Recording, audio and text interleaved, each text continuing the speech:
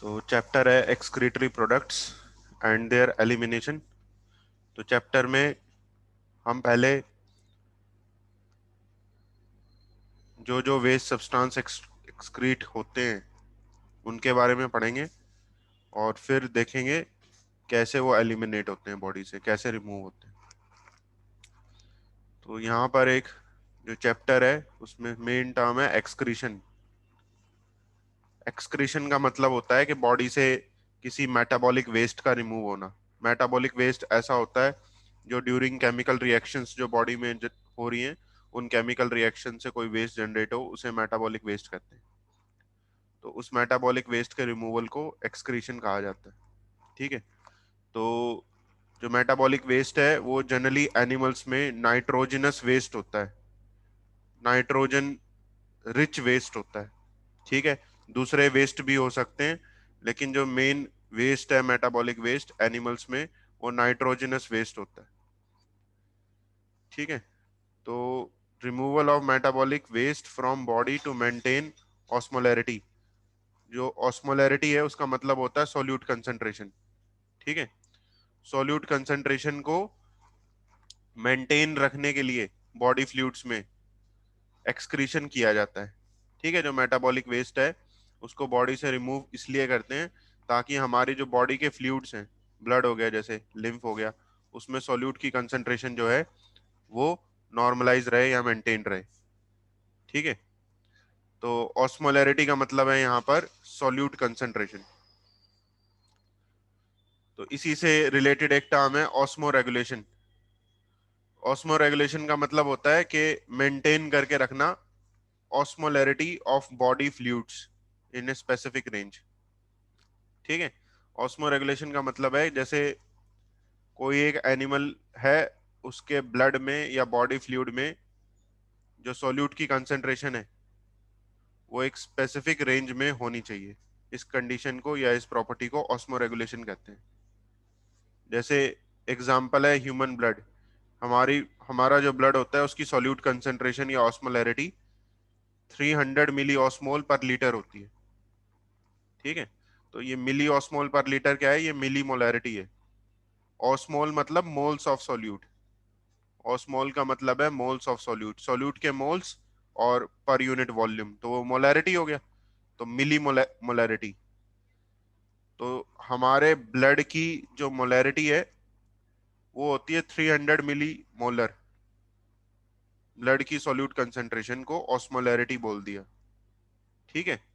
तो ब्लड में ये ऑस्मोलैरिटी की वैल्यू इसी रेंज के आसपास रहती है, 300 के आसपास।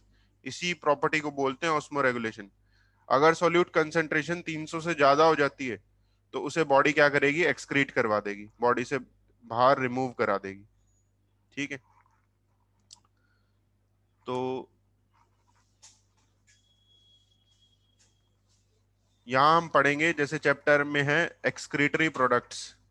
ठीक है। तो सबसे पहले हम पढ़ते हैं कितने तरह के एक्सक्रीटरी प्रोडक्ट्स होते हैं, types of excretory products. Excretory products animals में दो तरह के हो सकते हैं। एक तो होता है नाइट्रोजनस वेस्ट, ठीक है, जो मेन वेस्ट है। और दूसरे होते हैं सम अदर वेस्ट, जैसे कि आयंस हो गए, वाटर हो गया, हार्मोन्स हो गए, जो जरूरत से ज्यादा प्रेजेंट है हमारी बॉडी में, वो देन एक्सक्रीट हो जाते हैं। ठीक है, बॉडी से बाहर रिमूव हो जाते हैं। तो एक्सक्रीटरी प्रोडक्ट्स में एक तो आ गया मेन नाइट्रोजनस वेस्ट और सम अदर वेस्ट। जो नाइट्रोजनस वेस्ट है ये एनिमल्स में मेनली तीन टाइप के होते हैं। अमोनिया हो सकता है, यूरिया या यूरिक एसिड।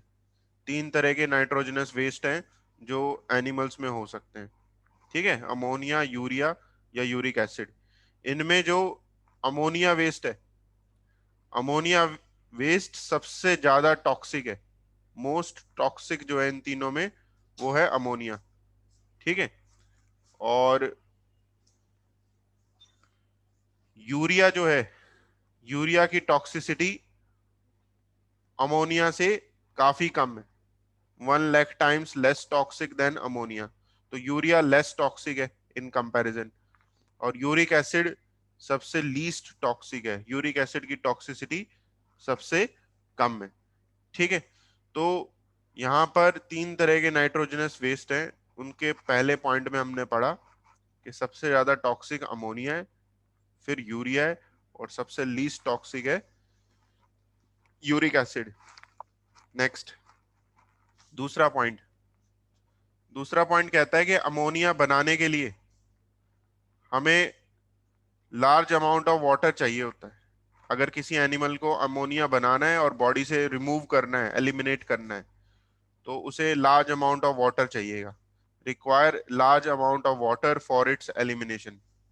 तो अमोनिया को बनाने के लिए और बॉडी से एलिमिनेट करने के लिए एनिमल को पानी ज्यादा चाहिएगा।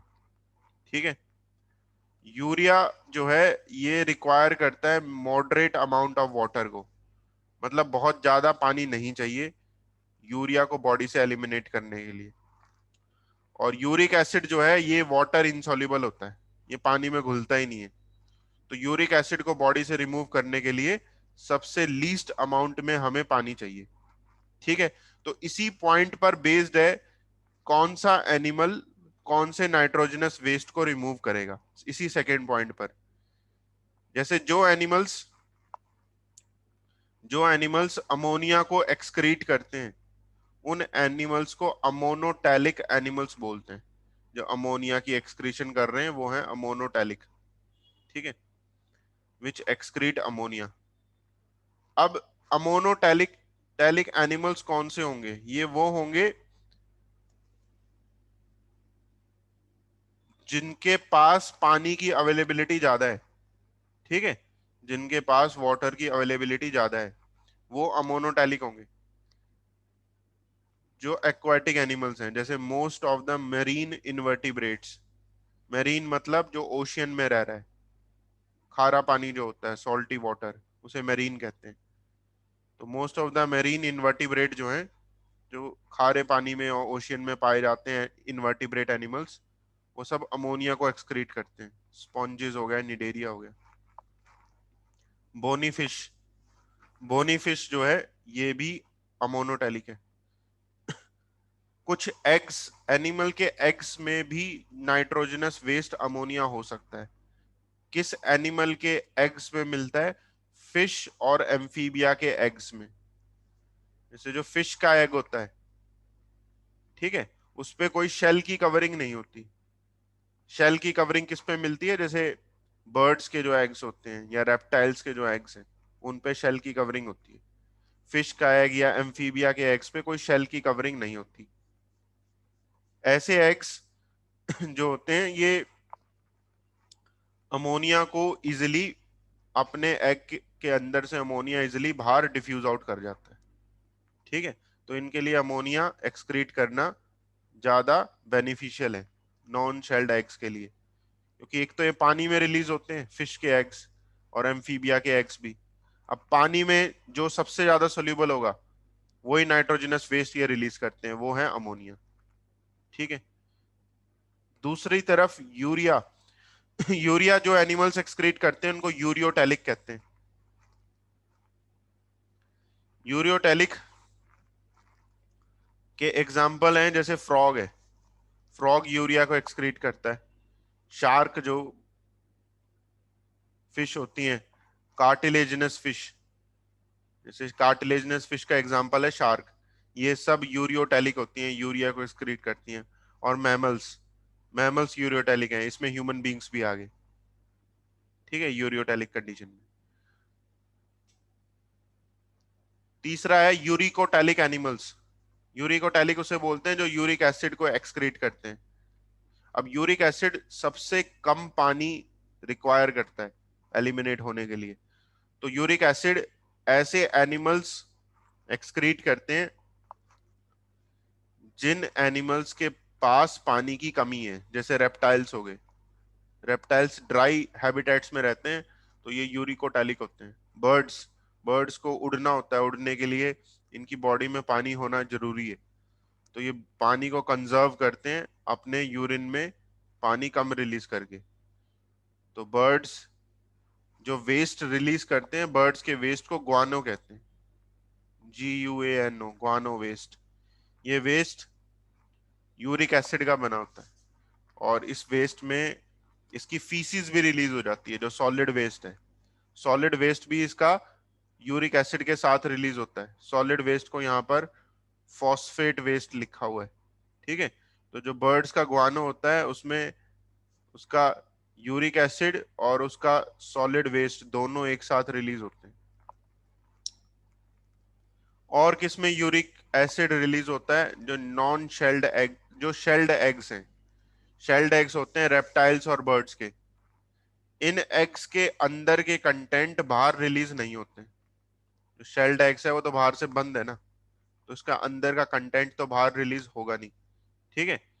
तो क्या होगा कि जो यूरिक एसिड है वो यूरिक एसिड रेप्टाइल्स और बर्ड्स के एग्स के अंदर रहेगा, ठीक है।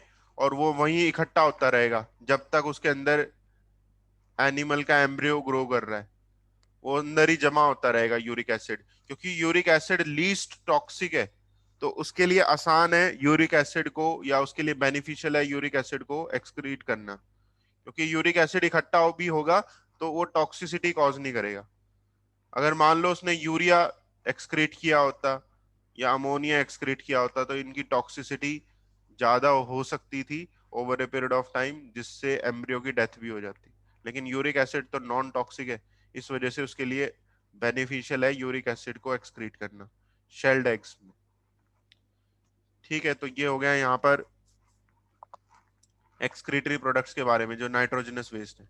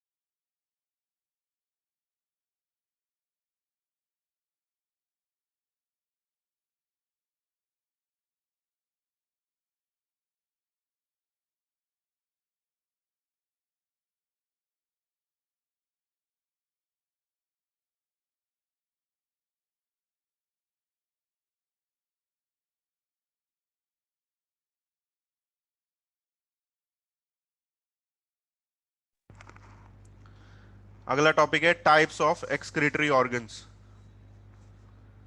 एक्सक्रीटरी ऑर्गन्स डिफरेंट एनिमल्स में हम देख रहे हैं कौन से डिफरेंट एनिमल्स में कौन सा एक्सक्रीटरी ऑर्गन है, ठीक है। तो ये यहाँ पर एनिमल किंगडम में ये टॉपिक हम पढ़ेंगे, लेकिन एनसीईआरटी में इसको इसी चैप्टर में गिवन है, तो इसलिए इसको हम यहाँ पर ही देख रहे हैं। जैसे सबसे पहला एक्सक्रीटरी ऑर्गन है प्रोटोनेफ्रिडिया या फ्लेम सेल्स, ठीक है। अब ये एक्सक्रीटरी ऑर्गन पाए जाते हैं फ्लैट वॉर्म्स में। प्लेटी हेलमिंथ फ्लैट वॉर्म को बोलते हैं। इसका एग्जाम्पल हो गया प्लेनेरिया। ये हम एनिमल किंगडम में पढ़ेंगे इनके बारे में। रोटिफर्स एस्केलमिंथ में आते हैं animals, rotifers. Some annelida and cephalochordata, ये सब एनिमल्स के ग्रुप हैं जो एनिमल किंगडम चैप्टर में हम पढ़ेंगे। इन सभी में प्रोटोनेफ्रिडिया एक्सक्रीटरी ऑर्गन होता है। नेक्स्ट, दूसरा है नेफ्रीडिया। जो नेफ्रीडिया होता है ये एक्सक्रीटरी ऑर्गन है एनिलिडा में, ठीक है। जो एनिलिडा है उसका एग्जाम्पल हो गया अर्थवॉर्म, उसमें नेफ्रीडिया एक्सक्रीटरी ऑर्गन है। अगला है मेल्फिजियन टिब्यूल्स। मेल्फिजियन टिब्यूल्स इंसेक्ट्स में मिलता है, जैसे कि कॉकरोच हो गया। एंटीनल या ग्रीन ग्लैंड्स, ये होते हैं क्रस्टेशिया एनिमल्स में। क्रस्टेशिया के एग्जांपल है प्रॉन क्रैब, इन सभी में ये एक्सक्रीटरी ऑर्गन है। और किडनीज मिलती हैं वर्टिब्रेट्स में। फिश में amphibia, reptiles, aves and mammals, इन सभी में किडनीज पाई जाती हैं, ठीक है। तो जैसे ह्यूमन बीइंग में भी किडनीज होती हैं एक्सक्रीटरी ऑर्गन। नेक्स्ट, तो ये तो हो गए, हमने मेन नाइट्रोजनस वेस्ट पढ़ लिए। कुछ और अदर नाइट्रोजनस वेस्ट और होते हैं, ठीक है, उन तीन के अलावा। जैसे अमीनो एसिड भी होता है एक नाइट्रोजनस वेस्ट कुछ एनिमल्स में। टीएमए होता है एक, ट्राई मिथाइल अमीन ऑक्साइड। क्रिएटिनिन एक नाइट्रोजनस वेस्ट होता है। क्रिएटिनिन जो होता है ये एक मसल प्रोटीन की ब्रेकडाउन से बनता है। Waste from breakdown of creatine phosphate in muscles. Muscles में एक प्रोटीन पाया जाता है क्रिएटिन फॉस्फेट, उसकी ब्रेकडाउन से ये क्रिएटिनिन बनता है। ठीक है, तो ये भी एक वेस्ट होता है। कुछ में ग्वानिन वेस्ट है, ऑर्निथ्यूरिक एसिड, हिप्यूरिक एसिड। ये डिफरेंट टाइप्स के नाइट्रोजनस वेस्ट हैं जो एनिमल्स में पाए जा सकते हैं। जैसे मेन वेस्ट तो मैंने तीन पढ़ा ही दिए, उसके अलावा ये हैं। ठीक है, जो अदर नाइट्रोजनस वेस्ट हैं इनमें जो ह्यूमंस में पाए जा रहे हैं कौन कौन से हैं, जैसे अमीनो एसिड जो है, अमीनो एसिड ये ह्यूमन में मिल जाता है, जो मैंने स्टार मार्क कर रखे हैं। क्रिएटिनिन ह्यूमन में मिल जाता है। प्यूरिक एसिड भी ह्यूमन में मिल जाता है। ठीक है, तो ऐसे वेस्ट है नाइट्रोजनस वेस्ट जो ह्यूमन में भी मिल जाते हैं कुछ। तो हमने देखा कि वेस्ट जो होते हैं वो मेनली नाइट्रोजनस वेस्ट होते हैं। तो क्या रीजन है कि एनिमल हमेशा नाइट्रोजनस वेस्ट को ही रिमूव करता है?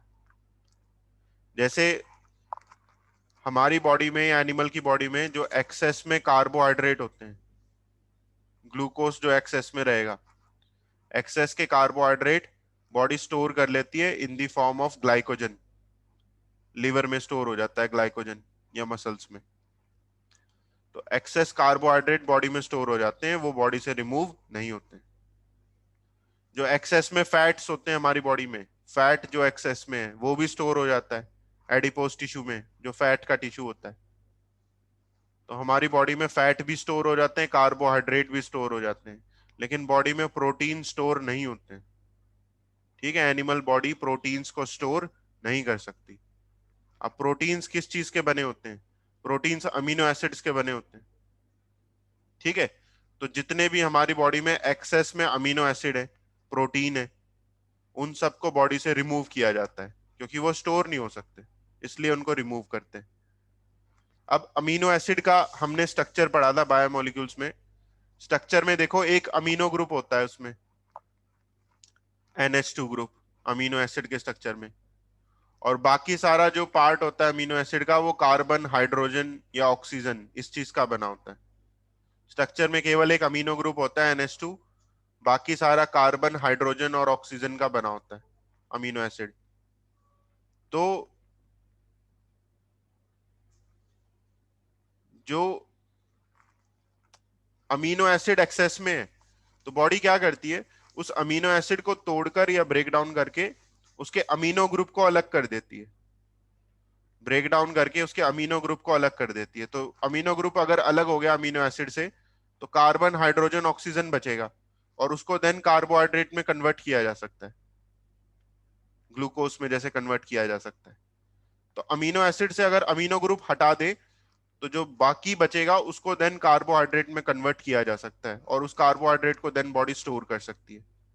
तो इस तरह से एक्सेस प्रोटीन से, अमीनो एसिड से, न्यूक्लियोटाइड से, न्यूक्लियोसाइड से, जो भी एक्सेस में हमारी बॉडी में है, ये स्टोर नहीं होते। तो इनकी ब्रेकडाउन से नाइट्रोजनस वेस्ट जनरेट होता है, जो कि होता है अमोनिया। जैसे अमीनो एसिड का आप अमीनो ग्रुप हटाओगे NH2 ग्रुप, तो उससे अमोनिया बन जाता है NH3। तो इन सब से, इनकी सबकी ब्रेकडाउन से अमोनिया हमारी बॉडी में जनरेट होता है। ठीक है, तो अब लेकिन अमोनिया तो हार्मफुल होता है, टॉक्सिक होता है। अगर अमोनिया हमारी बॉडी में ज्यादा देर रहेगा तो हमारी डेथ हो जाएगी। तो बॉडी क्या करती है, उस अमोनिया को कन्वर्ट कर देती है यूरिया में, जो कि जो कि कम टॉक्सिक है अमोनिया के कंपैरिजन में। ठीक है, तो कैसे हमारी बॉडी में यूरिया बनता है अमोनिया से, उसे अब हम पढ़ते हैं। नेक्स्ट टॉपिक है यूरिया साइकिल या ऑर्निथिन साइकिल।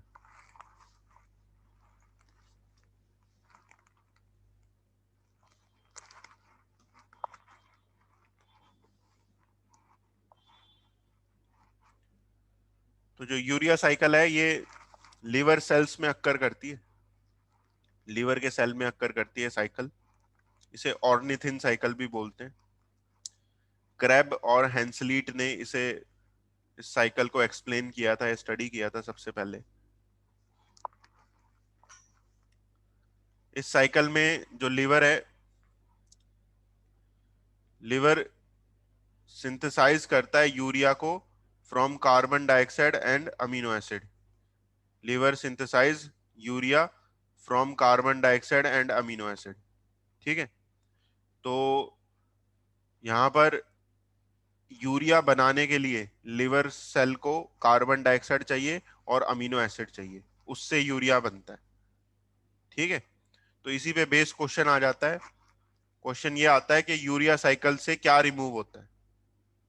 क्वेश्चन ये आता है कि यूरिया साइकिल से हमारी बॉडी से क्या रिमूव होता है। हमारी बॉडी से कार्बन डाइऑक्साइड और अमीनो एसिड रिमूव होते हैं, क्योंकि कार्बन डाइऑक्साइड और अमीनो एसिड यूरिया में कन्वर्ट हो जाते हैं। ठीक है, तो यूरिया साइकिल से कार्बन डाइऑक्साइड और अमीनो एसिड रिमूव हो जाते हैं in the form of urea. Next, तो जो यूरिया बनता है लिवर से, लिवर ने जो यूरिया सिंथेसाइज किया वो यूरिया देन लिवर एक अपनी वेन में रिलीज कर देता है, जो लिवर के ब्लड को लेकर जा रही होगी। वेन को बोलते हैं हिपैटिक वेन। लीवर ने जो यूरिया बनाया उसको रिलीज कर दिया हिपैटिक वेन में। ठीक है, एक लीवर की वेन है। तो हिपैटिक वेन जो है, इससे आगे ब्लड कहाँ जाएगा, तो पूरा इस सर्कुलेशन का रूट मैंने यहाँ पर लिखा हुआ है। जैसे हिपैटिक वेन से जो यूरिया है वो जाएगा इंफीरियर वेना कावा में। ठीक है, पिछले चैप्टर में हमने पढ़ा था ये। Inferior vena cava right atrium में ब्लड को रिलीज करता है। राइट एट्रियम का ब्लड राइट वेंट्रिकल में जाता है। राइट वेंट्रिकल उसे पंप करता है पल्मनरी आर्टरी में। आर्टरी से वो पल्मनरी वेन में गया। पल्मनरी वेन से लेफ्ट साइड ऑफ हार्ट में आ गया, लेफ्ट एट्रियम, फिर left ventricle. Left ventricle blood को पंप करता है ऑर्टा में, और ऑर्टा से ब्लड हमारी बॉडी की आर्टरीज में आ जाता है, सिस्टेमिक आर्टरीज। तो इस तरह से जो यूरिया लिवर से बना था वो हिपैटिक वेन में रिलीज हुआ था और सर्कुलेशन से वो आर्टरीज में आ गया। सिस्टेमिक आर्टरीज से अराइज करती है एक डिसेंडिंग ऑर्टा। जैसे डिसेंडिंग ऑर्टा भी हमने पिछले चैप्टर में पढ़ा था, हार्ट के बिलो से जो पास कर रही है। डिसेंडिंग ऑर्टा से बनता है एब्डोमिनल ऑर्टा, जो एब्डोमिनल कैविटी से पास करेगा, और इस एब्डोमिनल ऑर्टा से किडनीज की आर्टरी बनती है, रीनल आर्टरी। तो इसी रीनल आर्टरी में यूरिया आया होगा, इसी रीनल आर्टरी में यूरिया आया होगा, और रीनल आर्टरी से यूरिया फिल्टर कर लेंगी किडनीज। ठीक है, तो kidney filter urea from renal artery. तो किडनी ने जो यूरिया रिसीव किया वो रीनल आर्टरी से रिसीव किया और उसको फिल्टर कर दिया। फिल्टर्ड ब्लड जो है किडनी से वो आगे चला जाता है रीनल वेन में। तो फिल्टर्ड ब्लड चला गया रीनल वेन के इनसाइड। ठीक है, तो इस पे बेस क्वेश्चन आते हैं कि यूरिया हमारी बॉडी में मैक्सिमम किस ब्लड वेसल में होता है। मैक्सिमम यूरिया, तो मैक्सिमम यूरिया वहां पर होगा जहां वो फॉर्म हो रहा है। वो फॉर्म होता है लिवर साइड पर, हिपैटिक वेन में वो मैक्सिमम होगा जहां वो फॉर्म हो रहा है। और मिनिमम यूरिया कहाँ होगा, जब वो किडनी से फिल्टर होके जा रहा है, किडनी से फिल्टर होके जा रहा है वो रीनल वेन में। तो रीनल वेन में मिनिमम यूरिया होगा। ठीक है, यूरिया की जो कंसेंट्रेशन है इन ऑल ब्लड में इतनी रेंज में रहती है, 18 से 38 मिलीग्राम यूरिया रहता है 100 ml ब्लड में। ठीक है, ये एक्सेप्टेबल रेंज है। मतलब यूरिया हमारी बॉडी में बढ़ता घटता रहता है, लेकिन जो नॉर्मल ब्लड की में इसकी अमाउंट हो सकती है वो ये है। अगर इससे ज्यादा अगर यूरिया हो गया, मान लो 50 mg यूरिया हो गया, तो बाकी जितना भी एक्स्ट्रा यूरिया था वो देन रिमूव करने का काम होगा किडनीज का। इससे अगर ज्यादा यूरिया हमारी बॉडी में होगा तो किडनीज उसे रिमूव कर देंगी। ये एक्सेप्टेबल रेंज है। ठीक है, तो आपके पैकेज में यूरिया साइकिल को एक्सप्लेन कर रखा है, हालांकि वो एनसीईआरटी में है नहीं। ठीक है, तो इस साइकिल से क्वेश्चन आते नहीं है। लेकिन फिर भी पैकेज में गिवन है तो एक बार मैं उसमें ब्रीफ आउट कर देता हूँ यूरिया साइकिल में कौन कौन से रिएक्शंस होते हैं। हालांकि एक एक रिएक्शन आपको याद करने की वहां जरूरत नहीं है, ठीक है। जो इंपॉर्टेंट पॉइंट्स थे वो ये थे जो मैंने ऊपर लिखे हुए हैं। क्वेश्चन आएगा तो इन पे आएगा, इन पॉइंट से आएगा जो ऊपर लिखे हुए हैं, ठीक है। तो यूरिया साइकिल जो है ये लिवर के सेल्स में अक्कर करती है। तो सेल के अंदर साइटोप्लाज्म है और माइटोकॉन्ड्रिया है। तो रिएक्शंस जो होते हैं यूरिया साइकिल के वो in between cytoplasm and mitochondria होते हैं। जो केमिकल रिएक्शंस होंगे लिवर सेल के अंदर वो साइटोप्लाज्म, ये साइटोप्लाज्म हो गया, cytoplasm of hepatic cell liver का सेल हो गया, और ये हो गया माइटोकॉन्ड्रिया जो सेल के अंदर प्रेजेंट है, ठीक है। यूरिया का स्ट्रक्चर देखो ये होता है। यूरिया के स्ट्रक्चर में एक कार्बोक्सिल ग्रुप है और दो अमीनो ग्रुप होते हैं।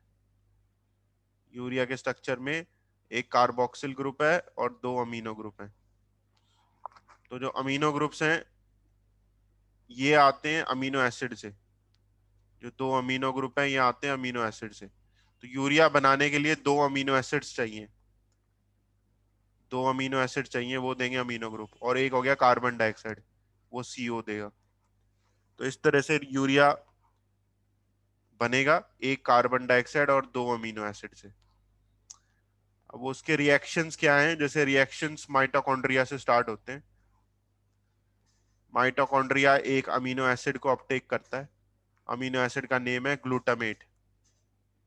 इस अमीनो एसिड को माइटोकॉन्ड्रिया अपटेक करता है। इस अमीनो एसिड से क्या करेगा माइटोकॉन्ड्रिया, अमीनो ग्रुप अलग कर देगा। अमीनो ग्रुप को उसने अलग कर दिया तो अमोनियम आयन बन गया। माइटोकॉन्ड्रिया ने अमीनो ग्रुप को यहाँ अलग कर दिया तो अमोनियम आयन बन गया। और जो बाकी बचा हुआ हिस्सा है माइट ग्लूटामेट का, उसे बोलते हैं अल्फा कीटो ग्लूटरेट। इस अल्फा कीटो ग्लूटरेट से क्या हुआ, अमोनियम आयन अलग हो चुका है जो ग्लूटामेट में प्रेजेंट था, ठीक है। तो जो ग्लूटामेट है, ग्लूटामेट से अमोनियम आयन अलग हो गया, और जो रेस्ट पार्ट बचा ग्लूटामेट का उसको ये बोलते हैं अल्फा कीटो ग्लूटरेट। तो एक अमीनो मिल गया हमें यूरिया बनाने के लिए। फिर इस अमोनियम आयन को वो बाइकार्बोनेट आयन के साथ जोड़ता है। अब बाइकार्बोनेट आयन बनता है कार्बन डाइऑक्साइड से। जो बाइकार्बोनेट आयन है ये कार्बन डाइऑक्साइड से बनता है, तो कार्बन डाइऑक्साइड का रोल यहाँ पर आ गया। ये अमोनियम आयन के साथ जुड़कर कार्ब अमोयल फॉस्फेट बनाता है। इस रिएक्शन को करवाने के लिए ATP चाहिए होते हैं। अब ये जो कार्ब अमोयल फॉस्फेट माइटोकॉन्ड्रिया में बनता है, ये देन ऑर्निथिन से रिएक्ट करता है। ऑर्निथिन साइटोप्लाज्म से आता है, ठीक है। तो ऑर्निथिन से जब ये रिएक्ट करेगा कार्ब अमोयल फॉस्फेट तो बनता है सिट्रुलिन। ऑर्निथिन से जब ये रिएक्ट करेगा तो बनता है सिट्रुलिन, ठीक है, माइटोकॉन्ड्रिया के अंदर। सिट्रुलिन देन माइटोकॉन्ड्रिया से बाहर आ जाता है साइटोप्लाज्म में। सिट्रुलिन साइटोप्लाज्म में आ गया, और साइटोप्लाज्म में सिट्रुलिन सेकंड अमीनो एसिड से रिएक्ट करेगा। दूसरा अमीनो एसिड है एस्पार्टेट, इसके साथ ये सिट्रुलिन रिएक्ट करेगा, और इस रिएक्शन में भी ATP चाहिए होगा। सिट्रुलिन एस्पार्टेट जुड़कर ये कॉम्प्लेक्स बनाते हैं, आर्जिनिनो सक्सिनेट कॉम्प्लेक्स। सिट्रुलिन और एस्पार्टेट के जुड़ने से एक कॉम्प्लेक्स बना। ये कॉम्प्लेक्स देन ब्रेक डाउन हो जाता है इनटू आर्जिनिन एंड फ्यूमरेट। ये कॉम्प्लेक्स ब्रेक डाउन हो गया। जो आर्जिनिन बन रहा है ये आर्जिनिन देन फर्दर वाटर के एडिशन से, वाटर इस आर्जिनिन के साथ ऐड हो गया, वाटर के एडिशन से ये आर्जिनिन ब्रेक डाउन हो जाता है into urea and ornithine. Arginine further water के साथ मिक्स करके ब्रेक डाउन होके बनाएगा यूरिया और ऑर्निथिन। एंजाइम रहता है आर्जिनेज। जो आर्जिनेज एंजाइम है ये इस रिएक्शन को कैटलाइज करता हुआ यूरिया की सिंथेसिस करवाता है, ऑर्निथिन की भी। इसलिए साइकिल को यूरिया साइकिल बोलते हैं, ऑर्निथिन साइकिल बोलते हैं, क्योंकि दो प्रोडक्ट्स बन रहे हैं। इनमें से ऑर्निथिन तो साइकिल में दोबारा यूज हो गया, लेकिन जो यूरिया है ये वेस्ट होता है। यूरिया फिर यहां से लिवर से ब्लड में रिलीज होता रहेगा। ठीक है, तो ये हो गया यूरिया साइकिल। इसमें आप ये याद रखें कि यूरिया बनाने के लिए एक कार्बन डाइऑक्साइड चाहिए और दो अमीनो एसिड चाहिए। रिएक्शंस माइटोकॉन्ड्रिया और लिवर सेल के साइटोप्लाज्म के इन बिटवीन होते हैं। ठीक है, रिएक्शन के एंड में ऑर्निथिन बनता है और यूरिया बनता है। जो यूरिया बनता है वो देन लिवर से ब्लड में रिलीज हो जाता है और ब्लड सर्कुलेशन से वो आ जाता है रीनल आर्टरी में। रीनल आर्टरी से यूरिया किडनीज उठाएंगी और उस यूरिया को फिल्टर करके यूरिन में पास आउट करवाएंगी। वो किडनीज का काम है। ठीक है, तो सारे रिएक्शंस यहाँ याद करने की जरूरत हमें नहीं है। ठीक है, जो ऊपर पॉइंट्स लिखे थे उन्हीं को आप ध्यान में रखना। तो ये हो गया यहाँ पर टॉपिक हमारा कंप्लीट, यूरिया साइकिल।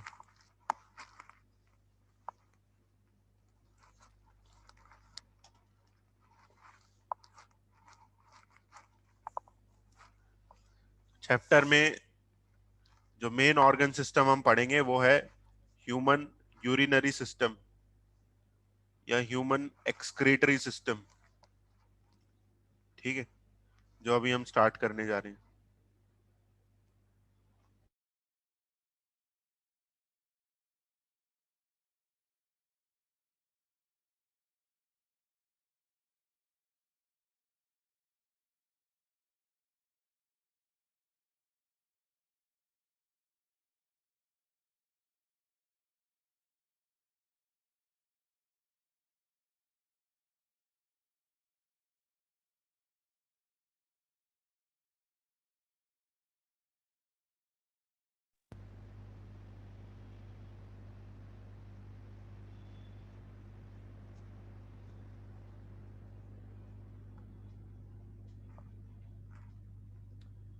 नेक्स्ट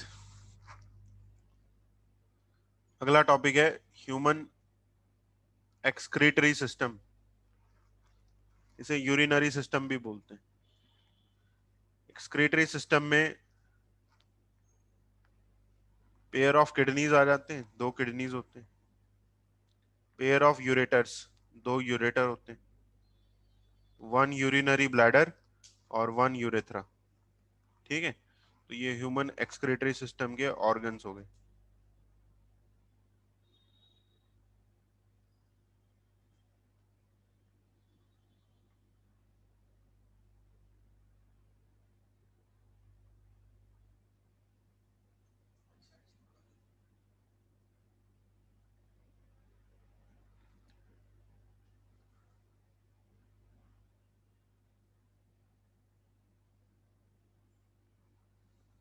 तो यहाँ पर एक डायग्राम हम एनसीईआरटी का देखते हैं, ह्यूमन एक्सक्रीटरी सिस्टम का गिवन है।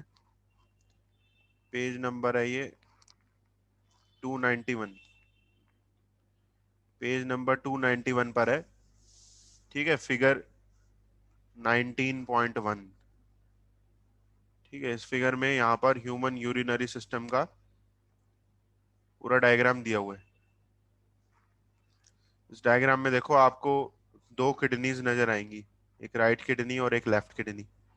दो किडनीज होगी। किडनीज का काम है यूरिन को बनाना। जो यूरिन बनता है वो यूरेटर्स में आ जाता है, क्योंकि दो किडनीज है तो दो यूरेटर होंगे। दो यूरेटर्स है। यूरेटर आके, दोनों यूरेटर आके यूरिनरी ब्लैडर से जुड़ते हैं। यूरिनरी ब्लैडर, यूरिनरी ब्लैडर से दोनों यूरेटर जुड़ गए। ब्लैडर यूरिन को स्टोर करता है। ब्लैडर यूरिन को स्टोर करता है। कब तक स्टोर करेगा? जब तक उसे रिमूव नहीं करना बॉडी से। तो रिमूव होगा यूरिन यूरेथ्रा से। जो यूरेथ्रा है ये ब्लैडर के इनसाइड जो यूरिन है उसको बॉडी से बाहर रिमूव करवाता है। तो ये हो गया हमारा यूरिनरी सिस्टम। अब यहाँ पर देखो ब्लड वेसल्स मेंशन्ड है। जैसे सबसे पहले आप देखो, एक लिखा है डॉर्सल ऑर्टा। डॉर्सल ऑर्टा, ये जो डॉर्सल ऑर्टा है इससे अराइज करती है रीनल आर्टरी। दो रीनल आर्टरीज होती हैं, एक राइट किडनी के लिए, एक लेफ्ट किडनी के लिए। रीनल आर्टरी के अंदर ही यूरिया फ्लो करता हुआ आ रहा है, तो इस रीनल आर्टरी से यूरिया किडनीज उठाएंगी और ब्लड को फिल्टर कर देंगी। जो फिल्टर्ड ब्लड है वो चला जाएगा रीनल वेन में। रीनल वेन भी यहाँ डायग्राम में लेबल्ड है, रीनल वेन। ठीक है, तो रीनल वेन भी दो होती है क्योंकि दो किडनीज है। रीनल वेन जाकर जुड़ जाती हैं इंफीरियर वेना कावा से, और उसका पूरा रूट मैं आपको पहले ही समझा चुका हूँ।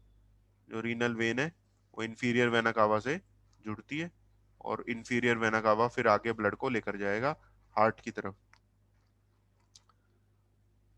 ठीक है, तो ये डायग्राम हमें ध्यान में रखना है। इसमें एक चीज और नोट करो, किडनीज के ऊपर एक ग्लैंड पाया जाता है। किडनीज के ऊपर एड्रीनल ग्लैंड होता है, एक ग्लैंड पाया जाता है किडनीज के ऊपर, एड्रीनल ग्लैंड। ठीक है, दो एड्रीनल ग्लैंड हो गए क्योंकि दो किडनीज हैं, पेयर ऑफ ग्लैंड्स हो गए, ये किडनीज के ऊपर होते हैं। तो ये डायग्राम से लेबलिंग ध्यान में रखना।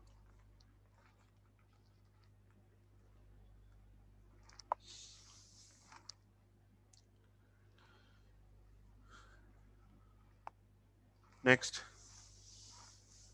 आगे अब हम पढ़ते हैं एक्सक्रीटरी सिस्टम में सबसे पहला ऑर्गन किडनीज।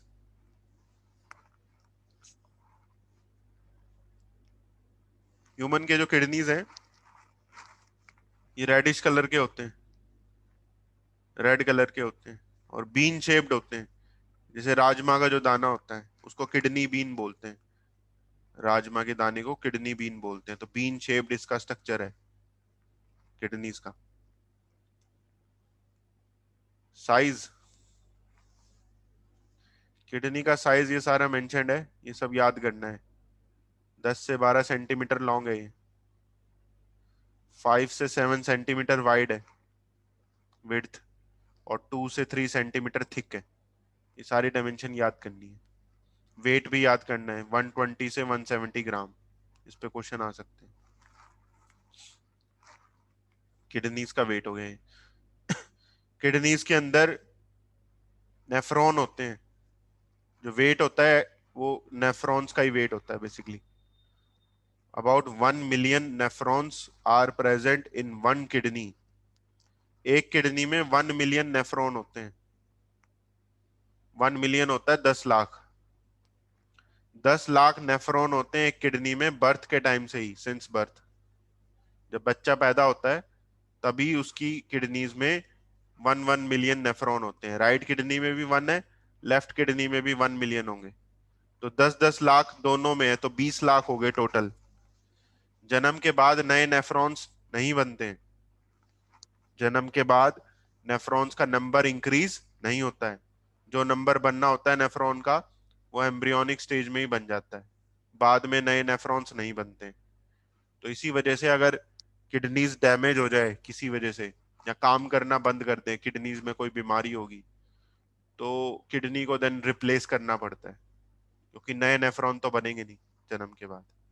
ठीक है, लोकेशन, किडनीज प्रेजेंट होती हैं last thoracic and third lumbar vertebrae के इन बिटवीन। जैसे थोरेसिक वर्टिब्रे या लंबर वर्टिब्रे ये हमारी बैकबोन में होते हैं, जो रीढ़ की हड्डी है उसमें होते हैं ये। थोरेसिक वर्टिब्रे या लंबर वर्टिब्रे ये हमारी बैकबोन में होते हैं, वर्टिब्रल कॉलम में। थोरेसिक वर्टिब्रे टोटल 12 होते हैं, 12 होते हैं, और लंबर वर्टिब्रे टोटल 5 बोन्स होती हैं। लंबर वर्टिब्रे में 5 बोन्स होती हैं, थोरेसिक वर्टिब्रे में 12 बोन्स होती हैं, 12।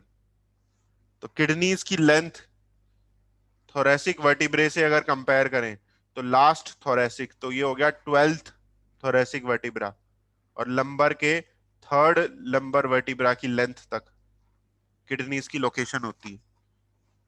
ठीक है, लंबर हालांकि 5 थे तो थर्ड तक है बस किडनीज की लोकेशन।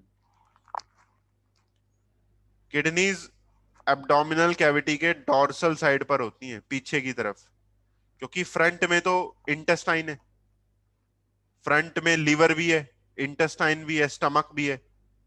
बैक साइड में किडनीज होती हैं पीछे की तरफ। एब्डोमिनल कैविटी में, क्योंकि ये गट के एलिमेंट्री कैनाल के पीछे की तरफ है, इसलिए इनकी लोकेशन को रेट्रोपेरिटोनियल कहते हैं। रेट्रोपेरिटोनियल का मतलब है बिहाइंड गट। एलिमेंट्री कैनाल के पीछे होती है किडनीज, बैक साइड में, हमारी कमर से जुड़ी होती है। ठीक है। जो लेफ्ट किडनी है उसकी पोजीशन ऊपर होती है राइट किडनी के कंपैरिजन में। क्यों ऐसा है? क्योंकि राइट साइड में लिवर होता है, और लिवर का साइज काफी बड़ा होता है, मोटा होता है लिवर। तो जो राइट किडनी होती है उसको ऊपर आने की कम जगह मिलती है, लेकिन लेफ्ट किडनी जो है उसको ऊपर आने की जगह मिल जाती है, क्योंकि लिवर राइट साइड में था, जिस वजह से हमारी लेफ्ट किडनी थोड़ी स्लाइटली अपर होती है in position than right.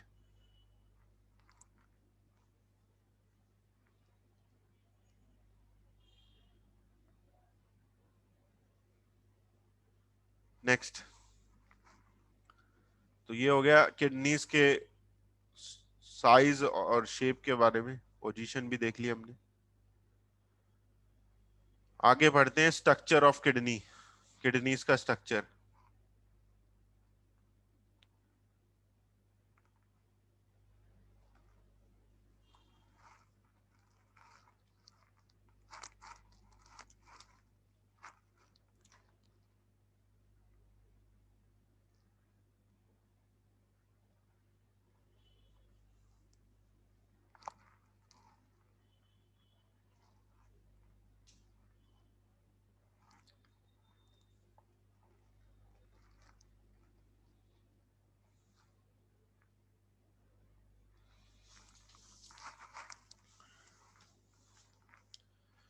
Kidneys के अगर आपको स्ट्रक्चर को, अंदर के स्ट्रक्चर को अगर देखना है, तो किडनीज के बाहर एक इसकी जो वॉल लेयर है, उस वॉल लेयर को हमें कट करना पड़ेगा।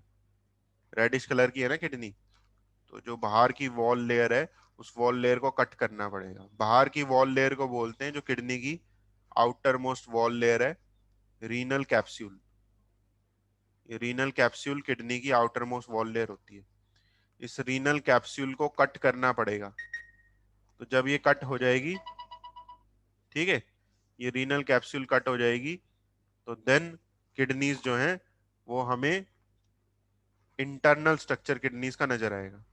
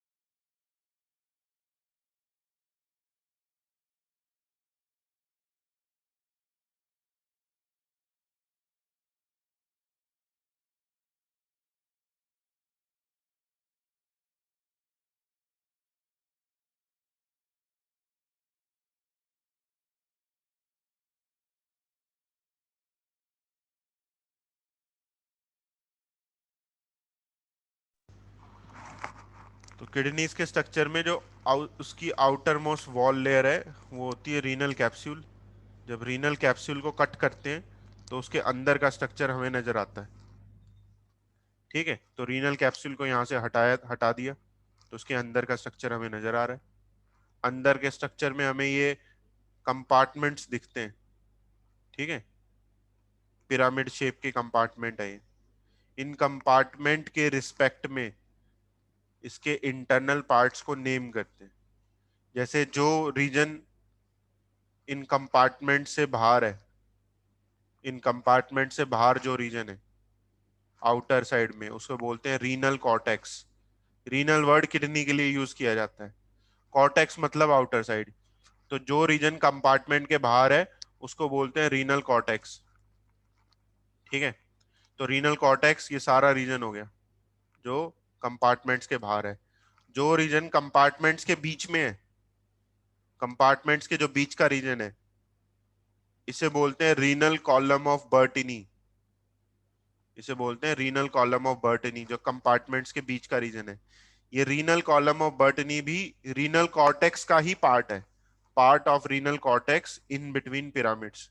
जो पिरामिड शेप कंपार्टमेंट है, इनके बीच में कॉर्टेक्स का ही रीजन है, बस इसको नेम अलग करते हैं। इसको नेम बोलते हैं रीनल कॉलम ऑफ बर्टनी। तो रीनल कॉर्टेक्स कंपार्टमेंट पिरामिड्स के बाहर की तरफ हो गया, और रीनल कॉलम ऑफ बर्टनी पिरामिड्स के बीच में हो गया। ठीक है, नेक्स्ट। फिर जो रीजन इन पिरामिड्स के अंदर का है, पिरामिड्स के अंदर जो रीजन है उसे बोलते हैं रीनल मेड्यूला। पिरामिड के अंदर जो स्पेस है वो है रीनल मेड्यूला। पिरामिड के जो अंदर है, मेड्यूला मतलब अंदर की तरफ। ठीक है, इन पिरामिड्स को नेम करते हैं मेड्यूलरी पिरामिड। पिरामिड्स को क्या बोलते हैं? पिरामिड्स को बोलते हैं मेड्यूलरी पिरामिड, क्योंकि ये रीनल मेड्यूला में प्रेजेंट है। ये रीनल मेड्यूला में प्रेजेंट होते हैं, इसलिए इनको मेड्यूलरी पिरामिड बोलते हैं। ठीक है, तो ये मेड्यूलरी पिरामिड इनका नेम हो गया, जो रीनल मेड्यूला में प्रेजेंट है। नेक्स्ट। अब मैंने बोला एक किडनी में 1 मिलियन नेफ्रॉन होते हैं। तो नेफ्रॉन जो है वो कहाँ कहाँ प्रेजेंट है? जैसे नेफ्रॉन जो होती है उसका कुछ हिस्सा तो रीनल कॉर्टेक्स की तरफ होता है, बाहर की तरफ, और कुछ हिस्सा उसका पिरामिड के अंदर होता है, रीनल मेड्यूला में। तो नेफ्रॉन का कुछ हिस्सा रीनल कॉर्टेक्स में है और कुछ हिस्सा रीनल मेड्यूला में है। ठीक है, नेफ्रॉन आगे जुड़ी होती है कलेक्टिंग डक्ट से। नेफ्रॉन आगे जुड़ी हुई है कलेक्टिंग डक्ट से। नेफ्रॉन का काम था यूरिन को सिंथेसाइज करना। तो नेफ्रॉन ने यूरिन जो सिंथेसाइज किया वो कलेक्टिंग डक्ट में रिलीज कर देती है। तो कलेक्टिंग डक्ट के लिए आगे देखो क्या लिखा है, carry urine from nephrons. Collecting duct urine को नेफ्रॉन से कैरी करेगी, और कलेक्टिंग डक्ट से वो यूरिन चला जाता है डक्ट ऑफ बिलिनी में। Duct of blini, duct of blini बहुत सारी कलेक्टिंग डक्ट्स की फ्यूजन से बनता है। कलेक्टिंग डक्ट्स आपस में फ्यूज कर जाती हैं और उनकी फ्यूजन से एक बड़ी डक्ट बनती है जिसको बोलते हैं डक्ट ऑफ बिलिनी। ये डक्ट ऑफ बिलिनी पिरामिड के इस टॉप रीजन से पास करती है। जो पिरामिड का ये टॉप रीजन है, यहां से डक्ट ऑफ बिलिनी पास करती है। इस टॉप रीजन को क्या बोलते हैं? इस टॉप रीजन को एपेक्स बोलते हैं। जो पिरामिड का ये टॉप रीजन है इसे एपेक्स कहा जाता है। ठीक है, इस एपेक्स पॉइंट से डक्ट ऑफ बिलिनी पास करती है और आगे जाती है। डक्ट ऑफ बिलिनी आगे जाके किससे जुड़ती है? डक्ट ऑफ बिलिनी आगे जाके जुड़ती है माइनर कैलिस को।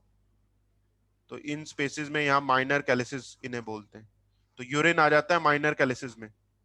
एक किडनी में 8 से 18 माइनर कैलिसिस होते हैं। माइनर कैलिसिस यूरिन को पास करेंगे मेजर कैलिक्स को। मेजर कैलिसिस एक किडनी में 2 से 3 होते हैं। मेजर कैलिसिस से यूरिन आ जाता है रीनल पेल्विस में। Renal pelvis, renal pelvis kidney की आखिरी ओपनिंग होती है। रीनल पेल्विस से यूरेटर आके जुड़े होते हैं। जो यूरेटर होते हैं वो रीनल पेल्विस से जुड़े होते हैं किडनी के साथ। ठीक है, तो जो यूरिन नेफ्रॉन से चला था, नेफ्रॉन से वो कलेक्टिंग डक्ट से चला और वो आ गया अप टू रीनल पेल्विस। तो ये हो गया पैसेज ऑफ यूरिन किडनी के अंदर। रीनल पेल्विस से यूरिन चला जाएगा यूरेटर के अंदर, वो किडनी के बाहर आ गया।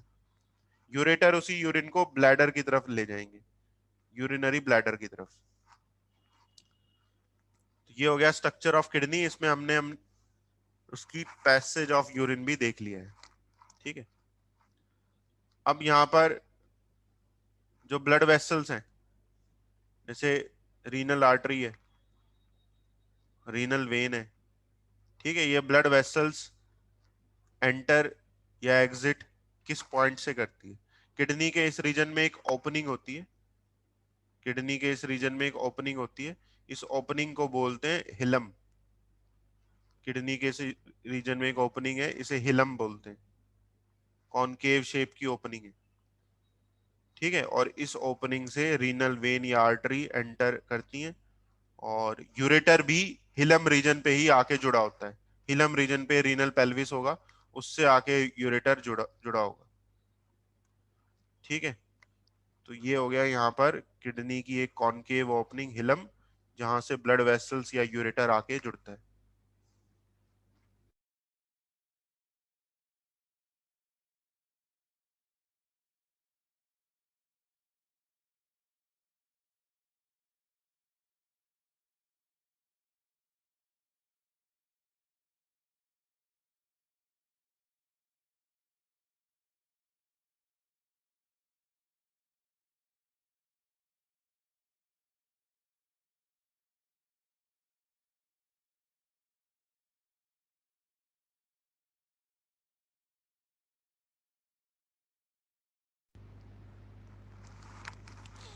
नेक्स्ट,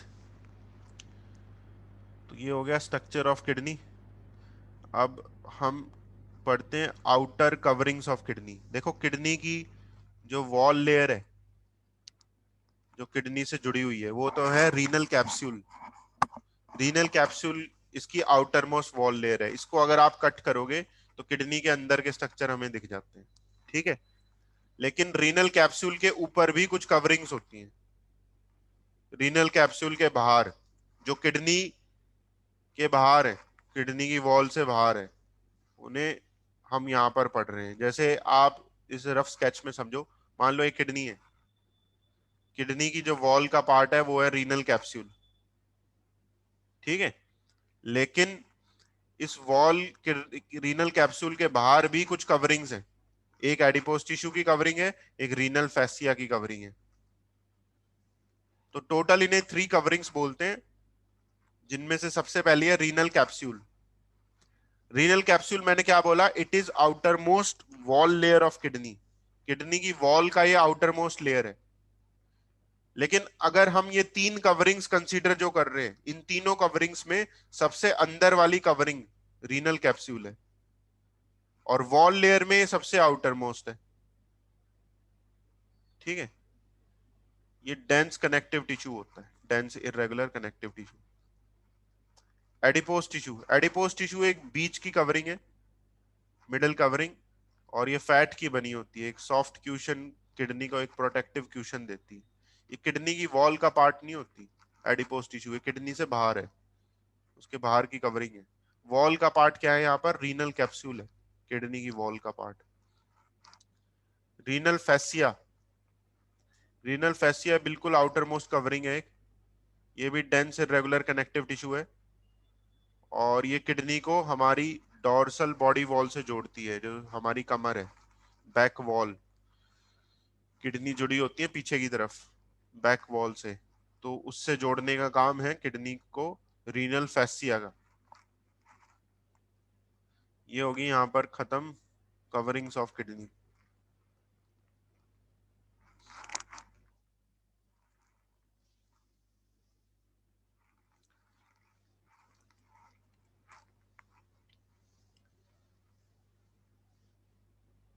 बच्चों आपकी क्लास की जो टाइमिंग्स हैं वो कुछ दिनों के लिए चेंज करी गई हैं। ठीक है, जैसे अभी 2 क्लास हो रही थी, आज से जैसे 3 क्लास हुई हैं। टाइम टेबल जो टेलीग्राम पे था, ठीक है, इंटरनेट जैसे बहुत सारे पार्ट्स में आ गया है, पानीपत में भी जैसे इंटरनेट आ गया है। अभी कुछ बच्चे ऐसे भी होंगे जिनको इंटरनेट के बारे में नहीं पता था, या टेलीग्राम पे उन्होंने सही से मैसेज रीड नहीं किया है। तो जो क्लास की टाइमिंग है वो चेंज हुई है, क्लास 1 आवर 15 मिनट्स की हो गई है जैसे। ठीक है, तो टेलीग्राम पे आप मैसेज की टाइमिंग्स देख लेना। नेक्स्ट क्लास जैसे आपकी स्टार्ट, ये क्लास है 1:30 तक, 1:30 बजे तक है ये क्लास। उसके बाद अगली क्लास 1:45 से है। ठीक है, 1:30 बजे तक है ये क्लास। क्लासेस के बीच में 15 मिनट का गैप है, क्योंकि क्लास का टाइम छोटा हो रहा है। नेक्स्ट, अगला टॉपिक है यूरेटर। यूरेटर दो ट्यूब्स होती हैं, डक्ट्स हैं, लॉन्ग ट्यूब्स हैं, 25 सेंटीमीटर लॉन्ग है, और ये किडनीज को जोड़ती हैं यूरिनरी ब्लैडर से। अब होता क्या है, किडनीज तो हमारी पीछे की तरफ है, डोर्सल बॉडी वॉल पे है, और जो ब्लैडर है, ब्लैडर फ्रंट में होता है, वेंट्रल साइड में। तो यूरेटर पीछे से स्टार्ट होती है, डोर्सल साइड से, और फ्रंट में जो ब्लैडर है उसको आके वेंट्रल साइड पे जोड़ता है। ये क्या करेगा, ये यूरिन को लाएगा किडनी से ब्लैडर की तरफ। यूरेटर की वॉल लेयर्स, यूरेटर की 3 वॉल लेयर होती है। सबसे आउटर लेयर को बोलते हैं ट्यूनिका एडवेंटिशिया, जो यूरेटर की वॉल का सबसे आउटर है, ट्यूनिका एडवेंटिशिया। ये एरियोलर कनेक्टिव टिश्यू है। बीच की लेयर होती है यूरेटर की मस्कुलरिस लेयर, ये मसल्स की बनी होती है। 3 लेयर्स में स्मूथ मसल्स होते हैं, inner and outer longitudinal muscle, और बीच में होते हैं सर्कुलर मसल। ठीक है, तो मस्कुलरिस लेयर में स्मूथ मसल्स प्रेजेंट है, 3 लेयर्स में स्मूथ मसल्स हैं, और सबसे इनर मोस्ट लेयर होती है म्यूकोसा। ठीक है, जहां पर म्यूकस तो पाया जाता है इसलिए उसको म्यूकोसा बोल रहे हैं, और एक एपिथीलियम से अलाइंड होता है, ट्रांजिशनल एपिथीलियम।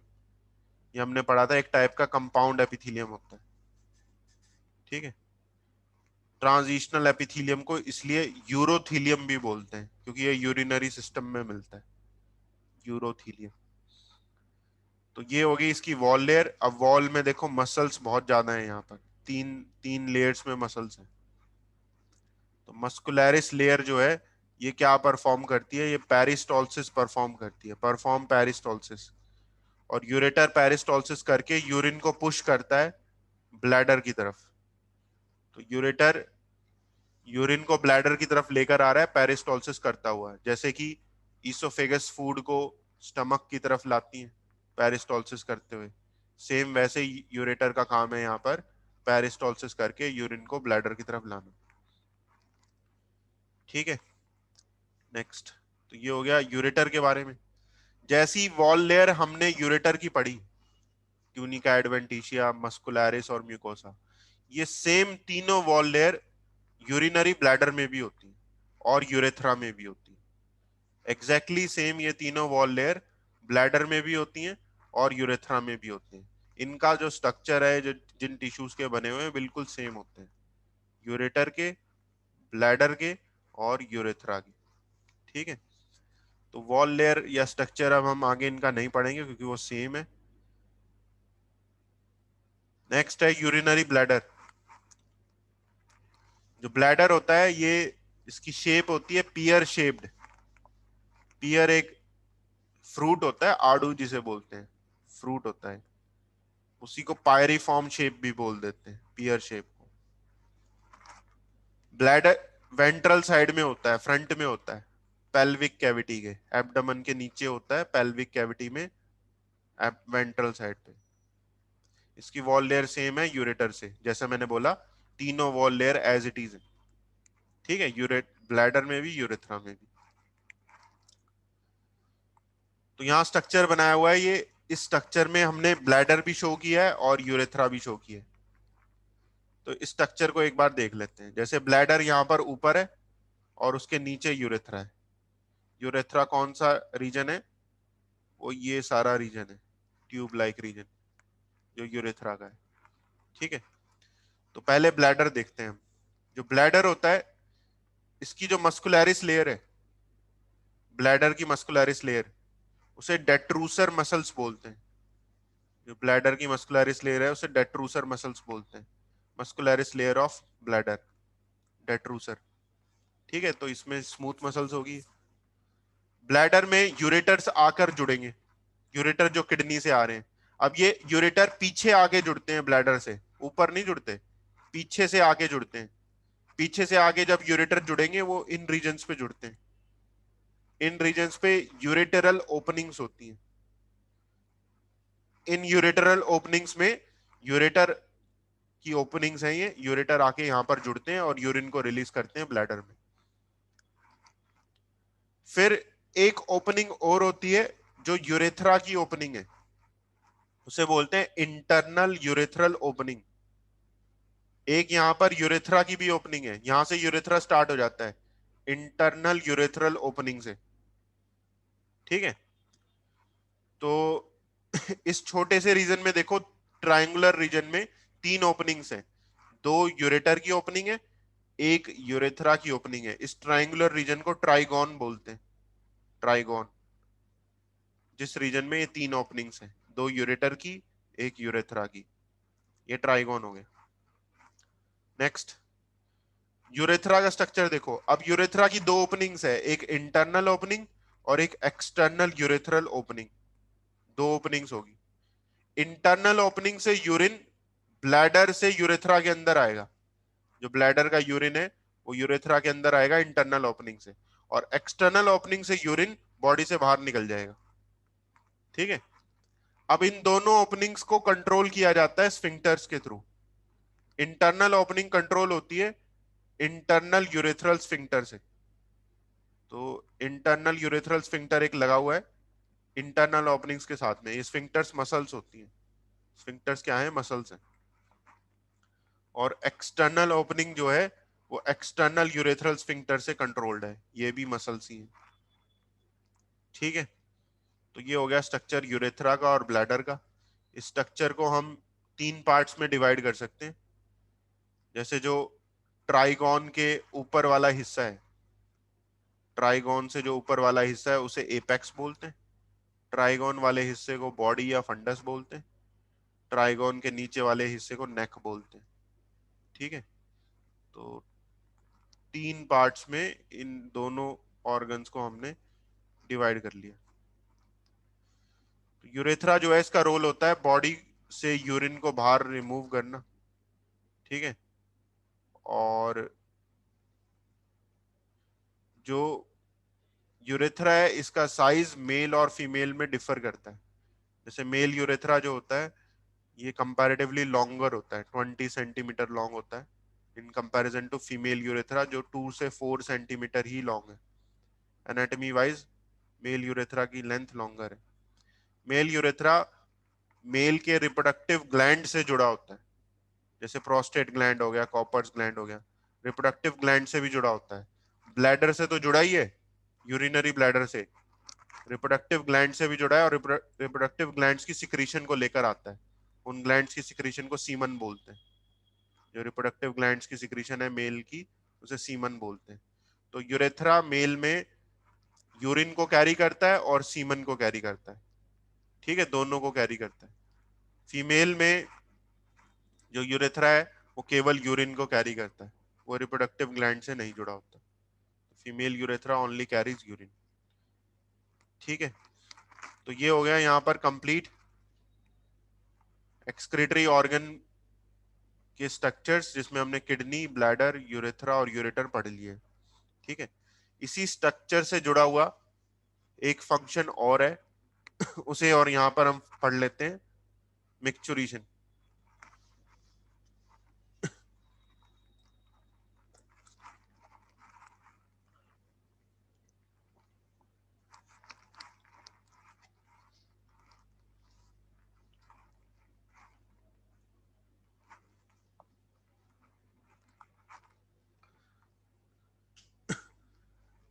अगला टॉपिक है मिक्चुरेशन।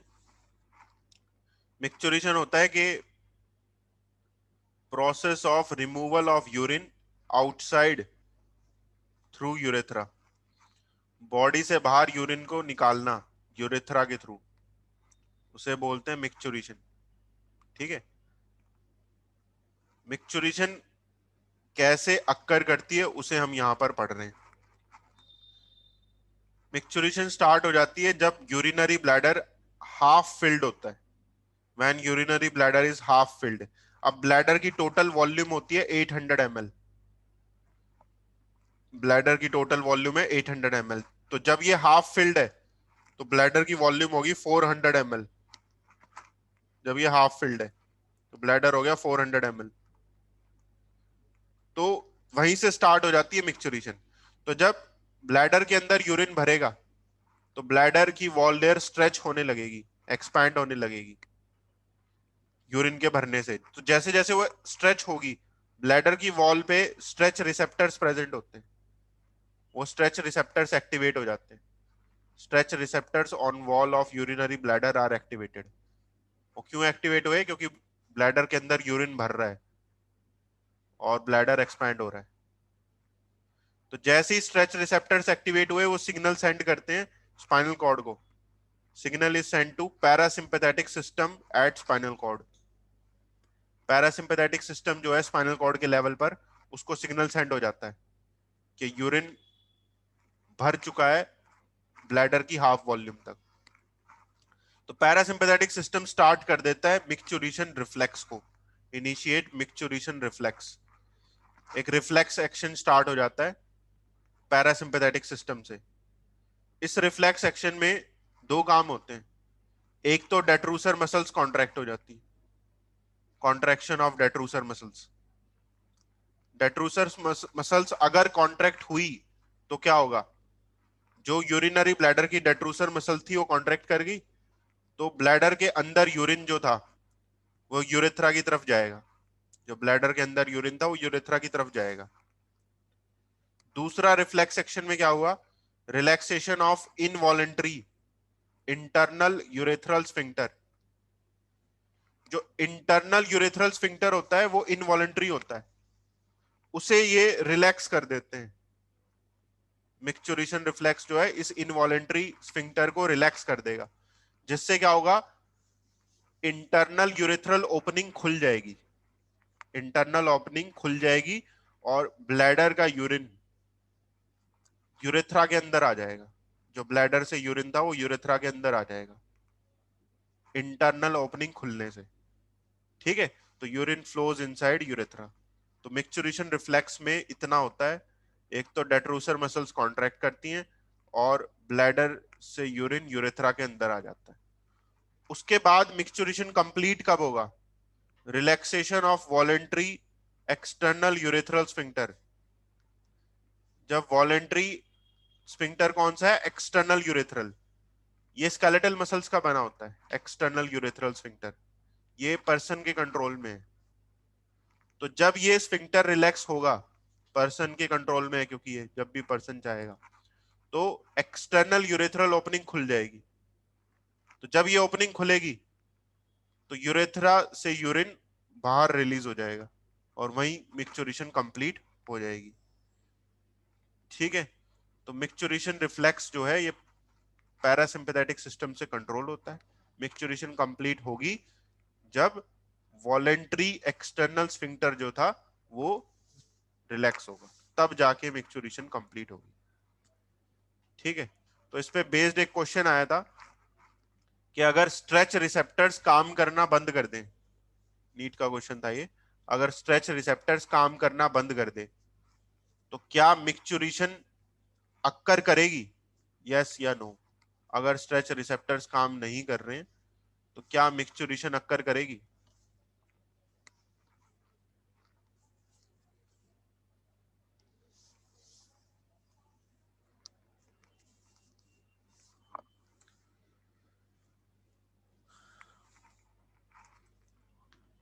अगर स्ट्रेच रिसेप्टर्स काम नहीं कर रहे हैं, देख लो ना जो सीक्वेंस लिखा है, कोई सिग्नल जनरेट नहीं होगा, स्पाइनल कॉर्ड पे कोई सिग्नल जाएगा नहीं। अगर स्पाइनल कॉर्ड पे कोई सिग्नल नहीं गया तो ये रिफ्लेक्स एक्शन भी स्टार्ट नहीं होगा। तो जब ये मिक्चुरेशन रिफ्लेक्स ही नहीं हुआ तो मिक्चुरेशन अक्कर नहीं करेगी। ठीक है, अगर स्ट्रेच रिसेप्टर्स काम करना बंद कर दें, मिक्चुरेशन विल नॉट अक्कर। ठीक है, तो ये हो गया आज का लेक्चर यहाँ पे कंप्लीट। नेक्स्ट क्लास आपकी 1:45 से स्टार्ट होगी। ठीक है, और वो 3 बजे तक चलेगी। 1 आवर 15 मिनट्स की क्लास है, तो क्लास पे आप टाइमली ज्वाइन करें जो भी क्लास होती है। ठीक है, तो इस चैप्टर के नोट्स मैं टेलीग्राम पे पहले ही शेयर कर चुका हूँ।